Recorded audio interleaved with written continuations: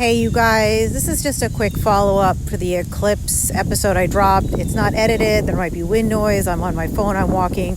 I rarely do stuff like this, but I got no choice. So I figure you care more about the information than you care about the perfection. So I listened to my last episode and I was like all over the place. It wasn't planned, and that's the problem when it's not planned. I didn't have my dates, it wasn't meant to be precision. And it was fine, but I said a couple of things that were unclear. I want to clarify them. Number one, eclipse season is a 6-week period. It runs from the Virgo new moon, which we had last week, through the second Pisces full moon, which I believe happens around October 7th. Don't quote me on that. It is a solid chunk of time in that we have two eclipses. We have one on September 7th, which is in Pisces, and that's a full moon. And then we have one in Virgo on the 21st, and that's a new moon. And then when we get to the full moon of that cycle, which is the Pisces full moon in October, then we've crossed the line. So it is a solid 6 weeks. We're already in it. It's already started. There's a lot of misinformation online about eclipse season just being the two eclipses. No. And I say it is through the full moon phase of the second eclipse. So I'm calling over the line like 10-10. Which, by the way, I just love that synchronicity anyway. But, we got time. Think about the difference from the time I recorded that for you. If you live in the Northern Hemisphere, if you live in a place that's got seasons, think about the difference between October 20th and October 10th. It's the difference between a flourishing garden and a garden that's pretty much had it's starting to wrap. It's the difference between wearing summer clothes and fall clothes. It's a difference between being in vacation mode to thinking about, oh shit, what do I want to get accomplished before the year ends, right? Big portal of time. I say that, I'm not really saying that word anymore because it's been overused in the spiritual space. I'm getting rid of all overused spiritual crap in my language, which is Gemini, which is Uranus, which is Mercury. We talked about why that's relevant, and we'll bring that up later when I talk about things I'm doing. So, straight shot, a straight espresso shot. What else? That's what I wanted to say. And here's the second piece I want to say, because my phone's going to die and the sound quality, I'm sure, is horrendous. What I talked about last time, I talked about the axes of service. Virgo service being practical service. I'm a Virgo. I know this well. And what does practical mean? It means what matters to you. Because people like to think of what service means. It's often what it means to them. No, it's what it means to you. What is service to you? How do you want to give service to others? Pisces is the opposite. It's spiritual service. It's oneness. It's consciousness. It's kumbaya. It's everybody is a martyr. It's we all blend into one another because we're all in service to one another. It's very airy, fairy, love, and light. Very opposite of me, right? I don't have any planets in Pisces. I have lots of planets in Virgo. And it's a 10th house Virgo sun, which means part of what I'm here to do is shine bright in terms of what service looks like, my version of service. And then I embolden other people to do it that way themselves.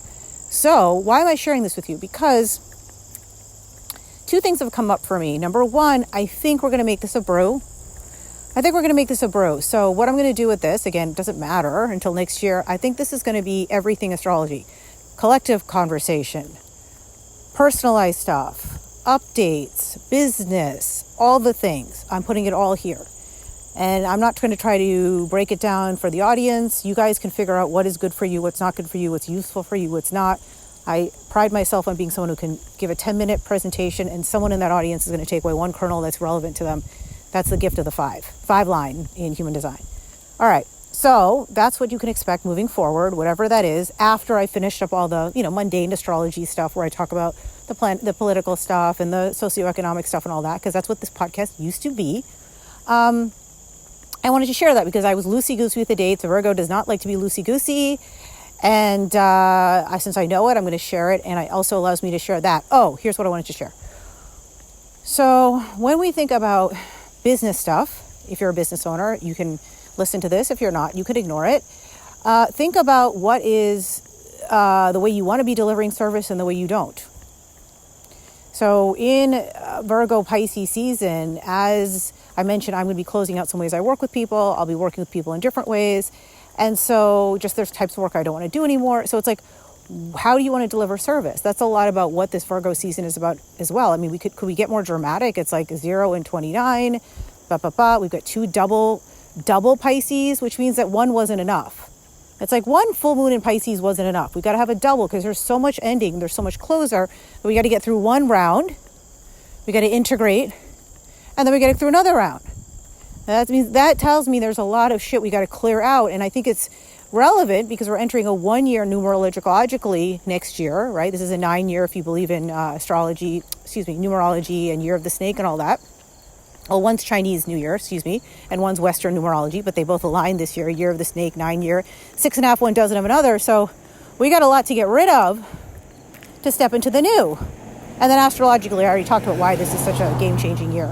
So by any system you look at, we are digesting to eliminate in Q4, and then we're stepping into the new. So I wanted to share that. So if you're a business owner or you do anything where that is relevant to you, think about that. Like, how do you want to be delivering service? How do you no longer want to be delivering service? What does service mean to you? Are you in martyrdom land? And I'll just share that. I swear to God, this is spontaneous. Yesterday I went on Cosmic Brew Podcast. That is a YouTube channel associated with this. Cosmic Brew Podcast. Simple. I believe the URL is in Spotify. I don't really know, but that is if you prefer to listen on YouTube. So things will be uploaded straight shot there. RSS feed for now. Eventually somebody will handle making it fancy and pretty and whatever. But for now, it's straight shot RSS. And why am I sharing that? Oh, because that used to be the old Cosmic Alarm Clock channel. For a minute, I had a podcast, whatever. It doesn't matter. I'm looking at the community tab, and the last time when I said goodbye to folks, and I was like, I don't want to do this anymore. I'm wrapping up my free shit, blah, blah, blah. I've been doing this for 2 years and we're done. That was at I believe that was the Virgo, new moon, Pisces. There was some time frame. There was some correspondence. If you go to that channel and you look at the last community post I did, and if you don't want to, don't worry, you don't need to read it. Basically, it's like I talked about in that, like, hey, the way that I'm delivering service is no longer in alignment. I'm giving everything away. It's not for me anymore. This is not the axes of service I want to be delivering. This doesn't represent my vitality, yada, yada. And I was like, peace and love kind of a thing. My version of that. And then what's interesting is now this wanted to resurface during the Pisces Virgo eclipse. It's like it's coming back, but in a new way. And we'll see what happens. Will this survive eclipse season, right? So we're going to go through all the old content. I'm going to deliver all this stuff I did. We're going to get through eclipse season. And then a lot of things don't survive eclipse season. Friendships don't survive eclipse season. Relationships don't. Jobs don't. Homes don't. That's what I said. Sometimes if eclipse season is in a prominent place in your chart, it's on a planet. If it's on a planet, it's a 6-month engagement. You're in it for 6 months, at least 4. Definitely 3 to 6. I've had multiple eclipses on planets in the last 2 years, and they were a doozy of a time, let me tell you. And I didn't even feel relief till about 4 months in. So, but if it's not on a planet and it's just in like where a house you're in and you're looking at just the overall houses, I don't do whole sign houses. That's your jam if you want to do that. And just look at the areas of life, and you can sometimes extrapolate stuff. I would say, here's the last piece. Boom. The last piece here is that eclipses are 19-year cycles. I really hope the phone lasts this long. 19-year cycles. So look back to 2006, and that's why I work with older people, because I've got data for my life to share, and they've got data to share. I don't know, these astrologers running around at 26, 27 years old, what the fuck do they even know?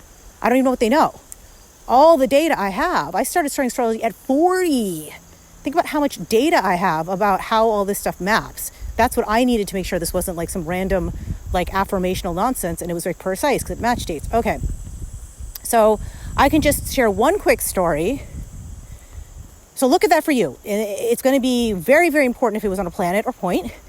And if not, you might get some themes. And I'll give you an example of why you have to be very directional with this and you have to think beyond the box. Okay, 2006, I was working at a big company. I'm not going to say the name of the company, and I'm not going to say the industry because you'll know. And I decided to part ways amicably, let's say. So basically, I was someone who was like a lower level. I'd just come out of business school. It was my first job out of business school. I had someone who was reporting to an AVP, very unusual to be reporting to someone that senior. And then they brought in like a middle manager, like maybe a year in, and she was like an incompetent fool. And for me personally, if you're incompetent and nice, I'm okay with you. If you are mean but you're competent, I'll put up with you. If you're incompetent and annoying, you're out. I can't fucking deal with stupid, dumb people. Stupid people who are like, think they know shit. I can't stand it. And they're the worst kind of middle managers. So we did not get along and I was out. But I never burned my bridge with the person who worked for her. She, it was her decision, so that we decided to part ways, but I was kept in touch with the person above her because that's who I care about. I didn't care about the riffraff. I cared about her because I knew she was going places. So I didn't talk to her for 19 years. And then during the last eclipse season, which was October, it was the Libra axis, Libra Aries shit that happened last fall, I suddenly get this intuitive need to reach out to her. I haven't talked to her in 19 years, okay? I have no idea what. And guess when I left that company? It was during the correspondence to that eclipse, which was March of 2006. Can you make this up? You can't. I didn't even know that at the time I did it, because sometimes, astrologer is cobbler has no shoes. It wasn't, okay? So that is an example of how this stuff can be very dramatic in ways that it wasn't actually impacting me. Libra's relationship, okay, you could say it that way, fine. Aries is reinventing yourself. I completely changed my career after I left there, fine. But you get it. You have to look at that. So 19 years, look at that for your life. And I'm actually reconnecting. There might be some things where I'm reconnecting with this person this eclipse season. So it's kind of like, because this eclipse season is going to correspond into the fall of 2006. But so just think about that. And I hope that was useful. I will see you when I see you. It might be late September, but definitely early October. There's so much to close out in my life that I am giving myself the opportunity to do that. And I've given you lots of ways to work with this energy. I'm not going to give you a September report because this is September. Uranus leaving Gemini, going retrograde in Gemini, which I said last time was on, it goes, you get it. I said it leaves Gemini in October. No, it leaves Gemini, not October 8th. It's November 8th. I got the two dates screwed up. All right. So that's happening. Saturn leaves Pisces, and we've got eclipse season, and we got fall equinox. Anything else happening outside of that in September is irrelevant. This is September's report, and I'm delivering this at the end of August. And when I have my paid content, that's probably what I'll do, is towards the end of the month, I'll deliver some type of look ahead for the month ahead. I'm going to figure out what that is. I'll poll people. I'll decide what I want to do. That'll be 2026. That is a whole different conversation, but I wanted to give you that. And enjoy eclipse season. Let go of things that no longer serve, to allow the new things to come in. I will see you when I see ya.